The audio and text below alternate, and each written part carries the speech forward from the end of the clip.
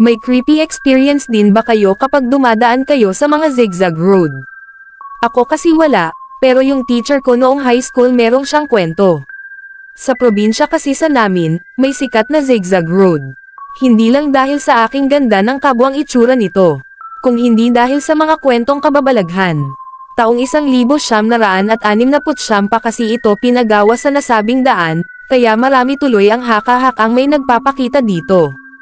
Malamig din ang paligid dahil napapalibutan ito ng maraming mga puno. Makipot at kurbada ang daan kaya't maraming naaksidente o nam** at tay. Pero karamihan ng mga tao ay ititunuro nilang dahilan ay ang White Lady. Sa kwento ng teacher ko noon, dati daw kasi walang ibang dadaanan, kung hindi ang zigzag road na yon. May inupahang taga-sundo ng asawa niya ang bumayahe at dumaan sa kinatatakutan ng karamihan na daan. By the way, teacher din pala ang napangasawa ng teacher ko at noong panahon na yon ay sa ibang bayan nakadestino ito. Habang binabagtas ng taga-sundo ng asawa niya ang daan papunta sa zigzag road, naramdaman daw nitong parang may sumakay sa kanyang likod, bumigat ang upuan. Single na motor pala gamit niya at mag-isa lang naman siya doon. Magdidilim na din dahil bandang 6:00 pasado na noon ng gabi. Noong una ay binaliwala lang niya ito.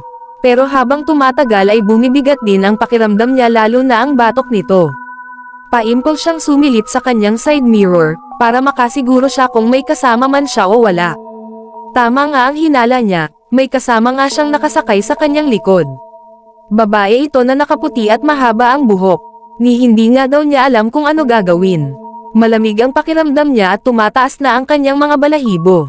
Nagdasal siya ng paulit-ulit pero andun pa din ang babae. Sumabay pa ang pagtirik ng motor nito sa gitna ng madilim na daan. Nakailang padyak pa siya, bago pa ito nakapagpa-start ng motor at sa kanya hinarurot. Nang makarating siya sa maliwanag na parte ng zigzag road ay nawala na lang din ito. At doon pa lang siya nakahinga ng maluwag kahit nanginginig pa din siya sa takot. Sa katagalan ay nasanay na lang din siya sa ganoong sistema, kung minsan ay nararamdaman pa din daw niya ito ang pagsakay ng nakaputing babae sa kanyang sasakyan. Ang sabi naman ng iba, may karanasan daw sila, na bigla-bigla na lang daw namamatay ang kanilang cellphone sa pagsapit sa lugar na iyon, sa tuwing gusto nila itong kuhaan ng litrato. Kung hindi naman ay nawawala o hindi nagsasave ang mga videos at pictures nito.